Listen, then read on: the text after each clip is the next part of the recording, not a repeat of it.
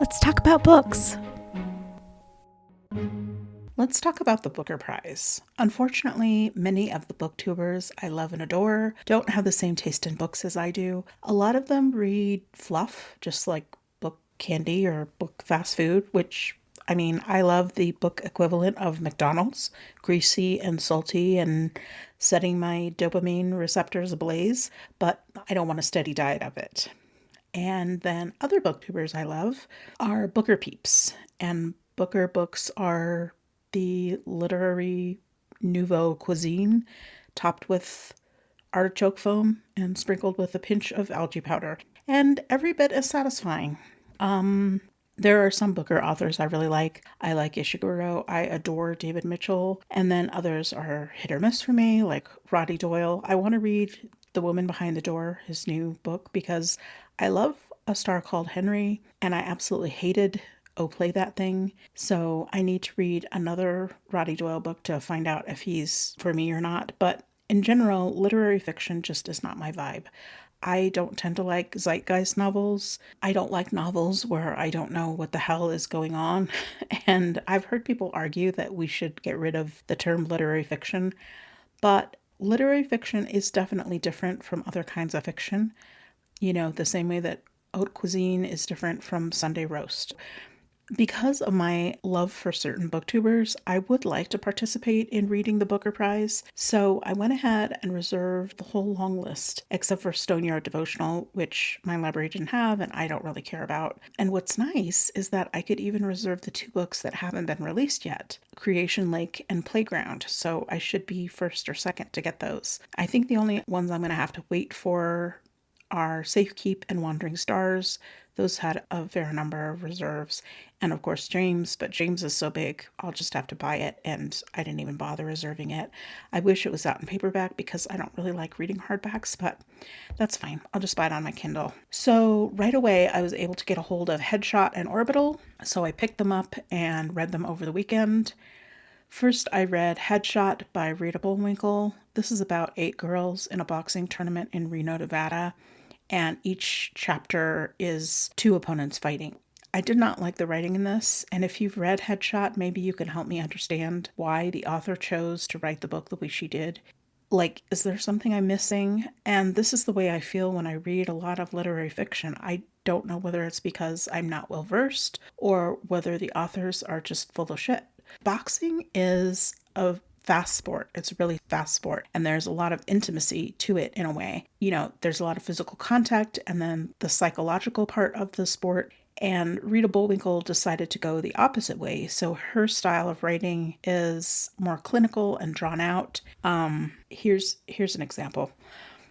It's impossible to talk while you have a boxing mouthguard wrapped around your teeth. You have to spit it out to say anything, which is illegal, as spitting it out immediately stops the game and forces the spitter to forfeit the round in which they spit. Still, Artemis and Andy imagine themselves talking to each other. They imagine the things the other says, and they imagine their own response to their imaginary opposites. And so, above Andy and Artemis's heads, there are two different conversations taking place simultaneously. One conversation is Andy imagining Andy and Artemis speaking, and one conversation is Artemis imagining Artemis and Andy conversing. Both the conversations hang above each of their separate heads like a video game backstory scrolling through text. So you can see that the author is really slowing everything down, but at the same time, not really revealing anything about the characters. And there are a lot of ways that the author slows things down and also distances us from the fight. Like even the way the text is on the page, is spaced on the page, or like repeatedly using the first and last names of the fighters, which I'll show you in a second. Anyway, just a whole slew of ways that she sets us outside the action and also outside the characters. So, if you have any insight as to why this is the technique Rita Bullwinkle has chosen, what she's trying to do, I would like to know. So, please let me know in the comments. This book is set up so that each section, like I said, is a fight between two girls. So, there's no plot, which is fine. There's also really no dialogue, which leaves us with the characters, but we don't really get to know them either. So each chapter includes the fight and then snippets of the girl's life outside the ring, but we never really get to know them. Because of the writing style, we're really removed from the action and also the experience of the fighters, like even the fight itself. Like there's talk about the impact of the punches and blood, but like there's nothing about pain or what the fighters are actually experiencing really in the moment. Like there's one section where a fighter named Kate Heffer has put her hands down in the middle of the fight. Why? Because she is pondering the merits of winning, what winning means, and wondering if sometimes losing is winning. So she's got her hands down. So this is a quote from that section. The first time Kate Heffer boxed, it was because she had received an invitation. While Kate Heffer's face gets hit by Rachel Dorico, Kate Heffer wonders if the girl who first invited her to box had liked her. Was Kate a person someone might desire to have around all the time? And then she just proceeds to reminisce while getting the shit knocked out of her. I just cannot with this nonsense. I never in the history of someone getting punched has the punchy been pondering something besides, ow, that hurts, or thinking about how to punch back. A punch is not Proust's Madeline. It's just complete lit-fic bullshit. So that was all I could take of Headshot, and even though I am super annoyed, I am also curious as to what the writer was trying to do here because I don't understand, and I would like to understand. Help me, help me.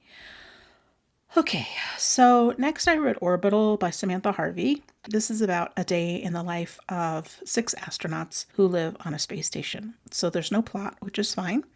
But we also, once again, don't really get to know the characters either. I mean, there are like little snippets of their life back on Earth, but nothing too deep, you know? So I guess this book is more about the setting than anything else.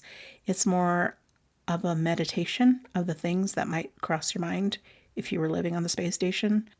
Climate change, the meaning of time, the existence of God, and I don't know how everything looks very small down there. And as the astronauts are physically removed, the borders of countries disappear and Earth's problems seem much less significant. This book was a chore and a bore, and I did not finish it. I could go to Disneyland and get on the It's a Small World ride, and it would be about the philosophical equivalent of this book. It's a small world, after all. It's a small, small world. It's a world of hopes and a world of fears. Please. This book is way overwritten. Basically, this book is overwritten shower thoughts. And once again, I just do not get it. And that is basically my review because there just really wasn't anything to review. I don't know whether I'm going to be able to read the long list or not because bad books that are supposed to be great are demoralizing. And I know I shouldn't take it personally. I know I should just lighten the hell up because they're only books, but I can't seem to do it. And like the astronauts in Orbital, I need to get out more. And on that note, that's it for me. I'm really glad you're here. Take care.